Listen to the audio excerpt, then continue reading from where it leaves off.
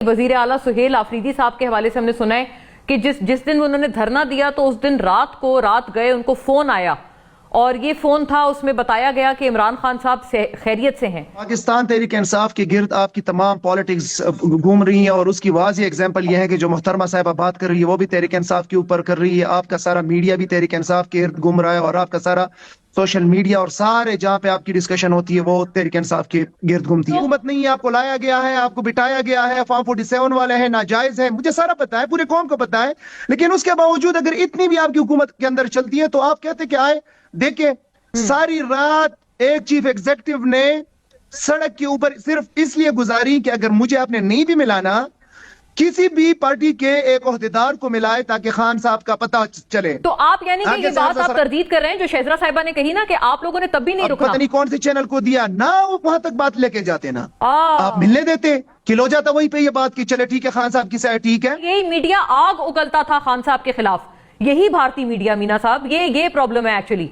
तो आप इनको एक वेल विशर्स के तौर पर देख रहे हैं, लेकिन ये लोग पता नहीं क्या समझते हैं आपके बारे में। जो बात निकली है तो बात तो ऐसी नहीं निकलती, कहीं से तो निकली हुई होगी। यही तो हम पूछ रहे हैं। गंडापुर साहब की आप बात कर रही है, गंडापुर साहब से, हाँ जी, गंडापुर साहब क्यों कह रहे हैं ठीक है कि खान साहब कैसे हैं, और मैंने आगे से कहा कि इंशाअल्लाह ताला खान साहब जो हैं वो ठीक होंगे, उनको कुछ नहीं हुआ होगा। हम भी कहते हैं, मैं भी कहता हूँ इंशाअल्लाह ताला खान साहब ठीक होंगे, और अगर खान साहब के बाल को भी नुकसान पहुंचा फिर ऐसा चलेगा भी नहीं, और हम ये नॉर्मलाइज नहीं होने देंगे, ये बिजनेस एज यूजुअल नहीं चलेगा।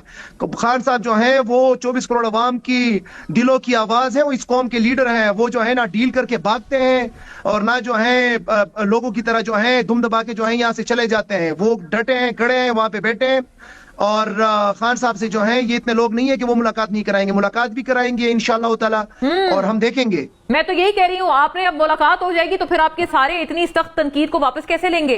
और ये जो भारतीय मीडिया है, ये मैंने इब्तिदाइये में चलाया है मीना साहब, ये सबसे घटिया किरदार कशी करता था खान साहब की जब वो प्राइम मिनिस्टर थे। ये लोग आपके वेल विशर्स हैं। नहीं, सवाल ये नहीं है कि हम अपनी तनकीद को कैसे वापस लेंगे, सवाल ये है कि ये हमें मिलने क्यों नहीं दे रहे।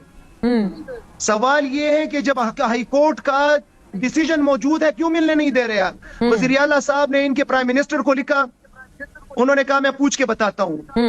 उन्होंने आपके होम को लिखा, वहां से कोई जवाब नहीं है। उन्होंने मरियम नवाज को लिखा, वहां से कोई सवाल तो बहरहाल मैं ये कह रहा हूँ कि आपने ये जवाब बनाया क्यों।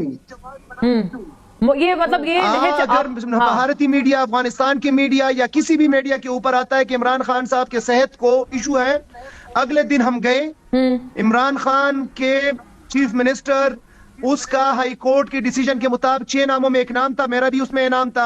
आप अच्छा, आपका भी था जी। करती और हमें जाने देती, हम मिल लेते उससे।